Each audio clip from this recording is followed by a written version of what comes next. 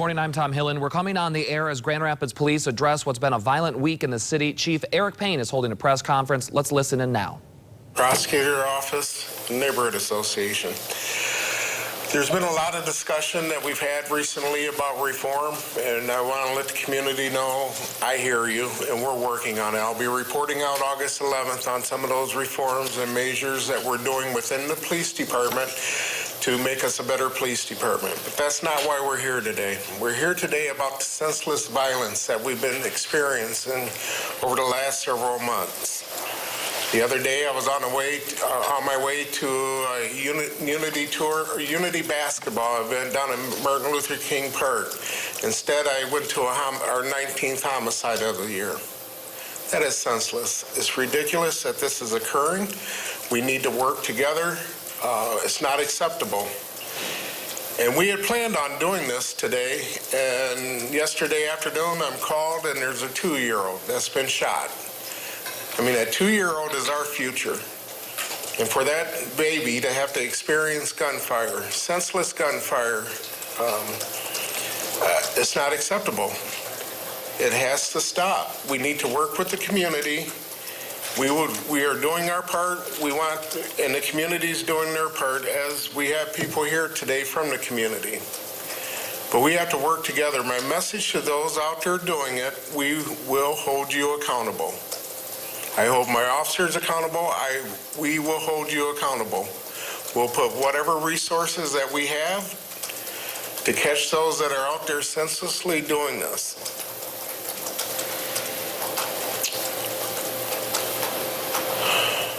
It's frustrating. It should be frustrating to everyone.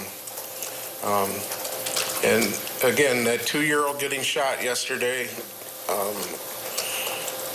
it is troubling. With that, let's hear from others. Thank you, Chief. So as many of you know, Baxter Neighborhood Association and East Hills Neighborhood Association share a boundary on Wealthy Street. And so that's why we've invited Maggie and Marion. So I'm going to invite first Maggie and then Marion to share a few words of what, not just what I saw this week, but the need to work together with police to end this. Maggie? Thank you for being here today. Thank you, Chief, for the invitation and staff, and as well as the other community leaders in the room. It's with a heavy heart that I'm here today and in support of what Chief has said about the violence in Grand Rapids. Yesterday, going out into the community, Sergeant Neil Gomez and I were intentional about reaching out to some of the business people on Wealthy Street. And it was very clear to me, having worked with case management in my lifetime before my present position at East Hills, very clear to me that that secondary trauma and that tertiary trauma is very, very significant in our community. Business people were very clearly shaken. Some shared their moments where they were actually processing or trying to process the situation as it was occurring. So our hearts go out to not just our business people in that business corridor, but the residents as well, because there's opportunities for outreach. And I just want to let the Chief know we'd like to further this discussion with you about having a response plan or team for us to go out in the community and do those important check-ins.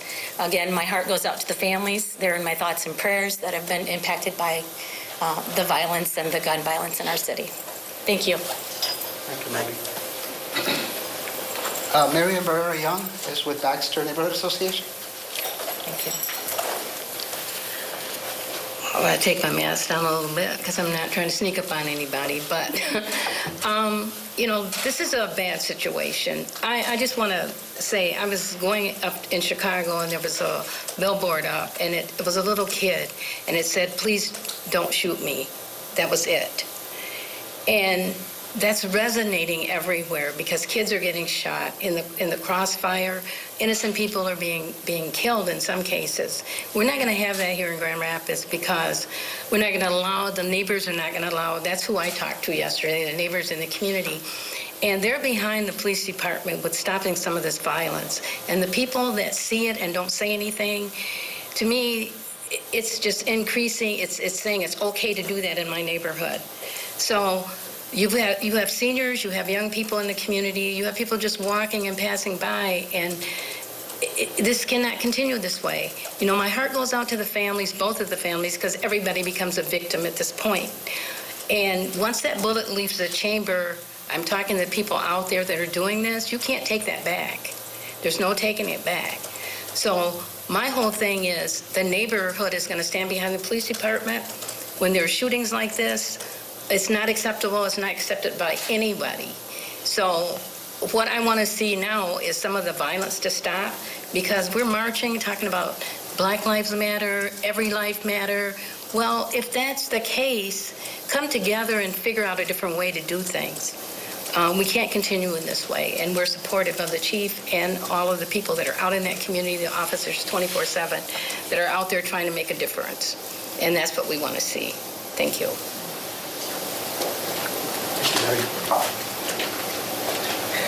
Reverend Terry Bishop.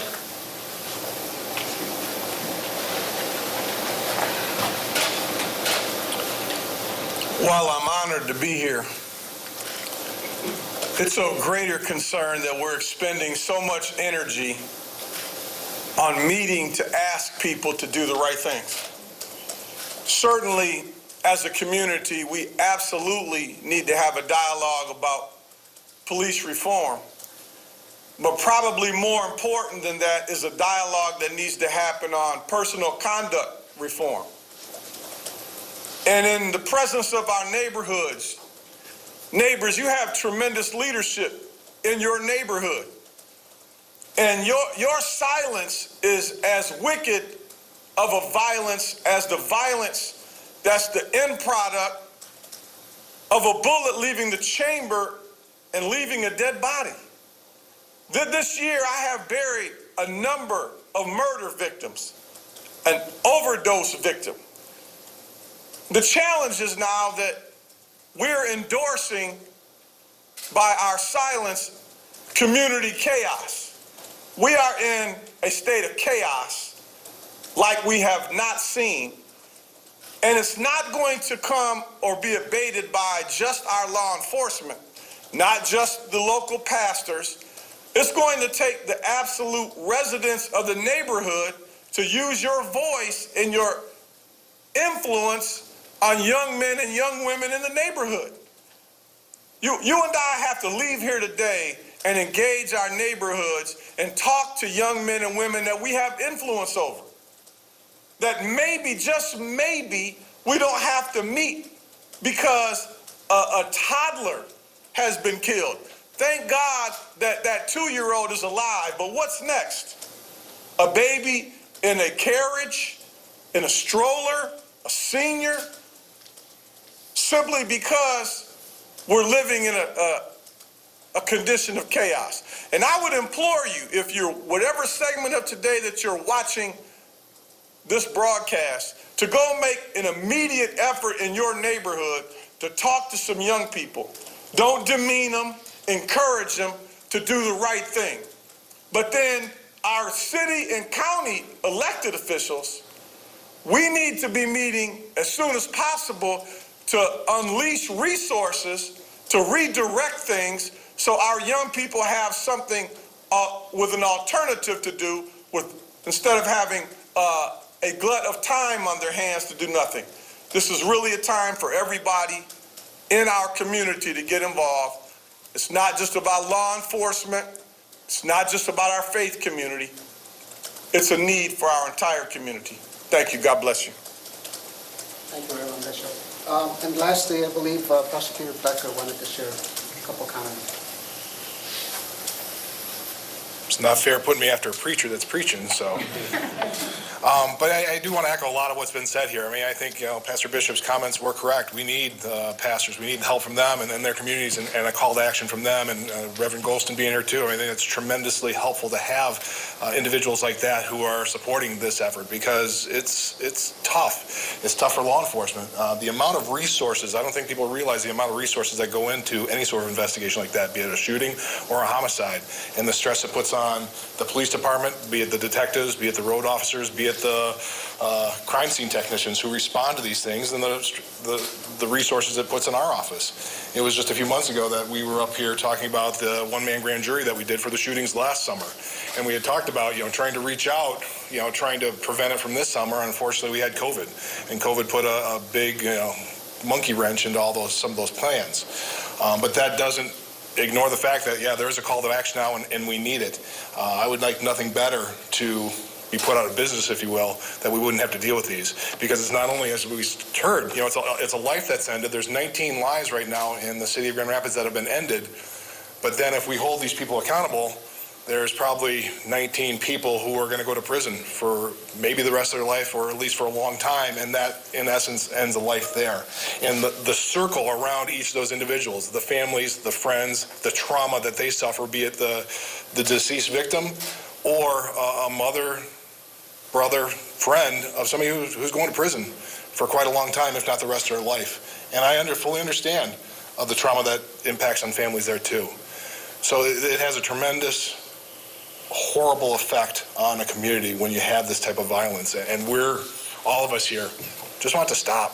Just want it to stop. There's other ways of dealing with it, and that's what we're asking. That's the biggest thing. So reach out, do whatever you can. Just make it stop, please. Thanks. Thank you, President. I'm going to switch over to Spanish for just a couple minutes to do a quick recap, and then we're going to open it up for questions. Lo que estamos escuchando hoy es inaceptable. La violencia que está sucediendo, las matanzas en la comunidad, en las vecindades. Tenemos aquí a representantes de vecindades de Baxter, East Hills. Tenemos a individuos que están ayudando con las relaciones entre la comunidad y la policía. Esto se tiene que parar, como dijo Chief Payne. Ya no podemos sostener esto. Esto se tiene que parar, pero eso va a requerir relaciones y trabajo con la comunidad, con vecindades y con todos que deben ser involucrados en establecer y asegurar la seguridad de nuestros vecinos, nuestras familias, nuestros amigos, nuestra comunidad. Así que gracias por asistir hoy. Now we'll open it for questions. So I guess we're kind of on pace now. If things continue like they're continuing, that we could have maybe the most deadly, in terms of gun violence, murder rate, maybe ever, at least since the 90s, if things keep going like they're going. And I guess the question is, well, in the 90s we kind of had something to blame. It was the crack epidemic and the wars that were going on with the various criminal elements involved in that. But do we have any understanding of what's driving this violence? What's driving these homicide numbers? Any idea what's happening out there? One of the things that we're seeing is that there's a lot of illegal guns out there. I'm not talking about CPL holders, there are illegal guns. You have the store break-ins where guns are taken by the dozens that we're having to track. Reverend Bishop and I were just talking, kids do breaking and enterings of homes, not to take a television, they're looking for guns. There's a number of legal guns that are out there that are floating around on the street. That's one thing. As was mentioned, COVID had a lot to do with it also, I believe, where people weren't as engaged as they were before. That's where you've heard it from me, others up here. We need people engaged with these kids also, and it's generally younger people. Those are some of the things off the top of my head that I think are attributing to a lot of this gun violence. Chief, is there any reason to believe that any of the incidents that have happened this week are related in any sense at all? Not that we're aware of. I mean, it's happening. This isn't an isolated area. I mean, it's happening throughout the city. We're experiencing gunfire throughout the city. Northwest side, northeast side, southeast, southwest. So there may be some that are related, but it seems to be pretty random that they're occurring throughout the city. And the status of the investigation so far, no arrests made at this time? On the 2-year-old? In terms of the shootings this week. Well, the homicide suspect was charged with open murder. On the 2-year-old specific, no, I do not have an update on that. I don't believe there's been any charges yet. In terms of your investigations into these crimes, is it anything different? And I don't know whether it might be related to COVID or to kind of the general attitude among many about police. Are people being as cooperative now as they have been in the past in terms of these investigations? Have you noticed any kind of change in that? Well, unfortunately, as the prosecutor mentioned, we had to have a grand jury last year to solve a lot of these, and we may be moving toward that again.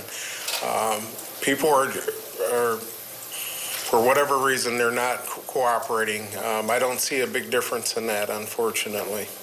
Chris, you want to? I'll jump in on that one a little bit. Yeah, I think that, not only grand jury, we generally use investigative subpoena process now to solve many of our homicides. And that requires, when I'm talking about a strain, the Detective Bureau, they got to go out and serve subpoenas. They got to go find the people.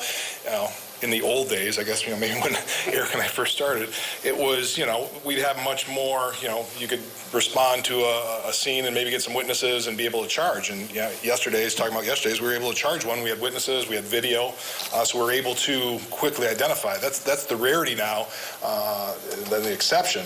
Now we require subpoenas, taking them to court, we charging perjuries now. And so I understand, talking with Pastor Bishop, and, there is a mistrust in the community with law enforcement. I think that we've got to do something. We, being police, we've got to do something to break down those barriers to make people more willing to understand what we're doing, and why we're doing it. So we've got to work on that, and COVID had an impact on that. We were hoping to make some inroads, and, I've been doing that since I was elected, and that's something we're all trying to work on now with everything. But unfortunately, it's not helping our cases now. And so it's much more difficult now to file charges, and that has an impact on the families. Families want somebody held accountable, no matter, whatever color they are. They want somebody held accountable, and the delay it drives them, makes them angry. So it's difficult. It's difficult for everybody. Prosecutor, does COVID right now make that, I know you mentioned the monkey wrench being thrown into plans, but does that make it all that much more difficult right now to go through this process of subpoena? Sure. I mean, I think that, police are much more hesitant in terms of serving the subpoenas, in terms of, they're limiting their contact, the mask wearing and everything like that, so that makes it more difficult. The court systems, we're having difficult. 61st is being very, we're good and we're open, we can get into the courthouse there, but other courts, some other courts, 63rd is, we can't get into that courthouse right now. And unfortunately, long term, these cases are going to be substantially delayed. We haven't had a jury trial in the circuit court since March, and right now we're not going to have one until October. So any cases, we're getting them through prelim, but then they're going to be delayed, and that delay is, is hard on witnesses, hard on family members, hard on defendants. It's very, very difficult now in the court system with COVID. I had planned on having a number of outdoor gatherings in parks this year, listening, meeting with the community. COVID has had an impact on our ability to do those things. So hopefully we'll get through that sooner than later. Yes, sir. Just a question. Earlier when you were discussing kind of the reasons behind some of the violence, we talked about guns, more prevalence of guns on the street. You mentioned like a gun store break-in. Is that something recent, and is there a reason to believe that that's tied to any of this, or was that just something that has happened over time? It's happened over time, and there's been a number of gun stores that have been broken into, not in Grand Rapids, but I mean, this is occurring throughout the West Michigan region that I'm aware of, where dozens at a time guns are taken and stolen, and they end up on the streets. I know we probably don't hear about every shots fired call that you all receive, but when it's in a string like this, are we hearing about them a little bit more? Has this been happening earlier in the summer? Over the last several months, we've seen an increase in gunfire that we respond to, and sometimes we're actually right out there when it's occurring. There's just been an uptick in the gun violence that have gone on. And sometimes it's just random shooting up in the air. We have caught several people who were doing it, but there's a number of others that are out there doing it. Chief, I have a question for you. This is Marie from What are you guys doing to stop or to end with all these crimes that have been occurring lately in the city? Well, we're thoroughly investigating them, but we're trying to get more officers out for visibility and being out on the street. But I think the real big thing is reaching out to the community. It's been said several times in different ways, cooperation with the community. We have to build that trust with the community and continue to work on that. This is about mutual respect. The community respecting and trusting the police. Police also has to trust and respect the community. That's something we have to work on. I think COVID has had an impact with it, of being able to get together and discuss these things and just being out in the community. But we will have more officers out. Hopefully, people will cooperate with us and continue to work with us. Again, we did have witnesses on this recent homicide that allowed us to charge a person. Is there any possibility to install cameras around those neighborhoods? We have looked into that. We've talked about a real-time crime center. Of course, that is something that we have discussed. Cameras, they assist us greatly in our investigation. So we continue to try and identify where cameras are when these incidents occur, but it is a valuable tool to have. Thank you so much. Thank you. Chief, you guys have done field offices before in the past with trailers and communities. Is that something that was helpful in the past and might be helpful again? Is it even feasible during these times? That's been talked about. You're right. I was part of the one. We had one in Baxter and we had one at Hall and Cass in the past. They were helpful. We have a mobile command post that we've talked about putting out in the neighborhood. So those are things that we're looking at. But again, with COVID and the contact, it's created obstacles for us to be able to interact like we would like to with the community. So last year when we were up to 19 homicides by this time, July, do you know when that was, Chief? We had 18 total all of last year. So that's from January of 19 to December. Now we're at 19 in July. I know probably the last time that we were up to this many by this point in a year was, do you remember how far back that was? I do not. No. And I want to stress something. I mean, we're talking about 19 homicides, which is concerning. One homicide is too many for me. Will we ever get there? I could only hope. But it is concerning that we've had 19, but each one of them is concerning to me.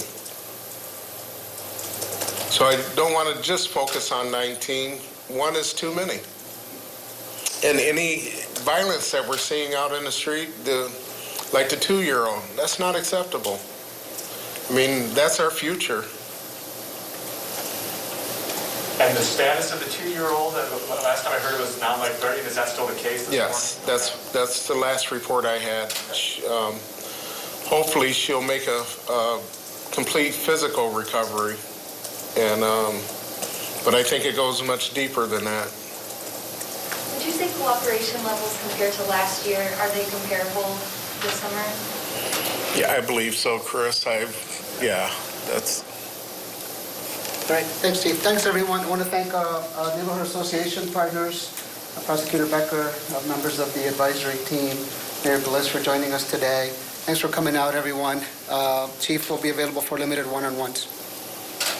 All right, you've been watching a live press conference with Grand Rapids Police Chief Eric Payne, along with Kent County Prosecutor Chris Becker, Mayor Bliss also there, although she did not speak, and other community leaders were there as well, talking about the recent string of violence that has really outbroken here in the city of Grand Rapids. We recorded our 19th homicide this week, which puts us already in front of all the homicides we saw last year altogether. So they were talking about bringing the community together, different options they're weighing to combat the violence that we have seen. Some of those options are adding more officers onto the streets, also possibly bringing in a mobile command center, but also stressing that the current pandemic we are going through has completely changed the way police are able to interact with the community. So we are going to send it back to your regular programming now, and we will have much more on this coming up today on your News 8 at noon.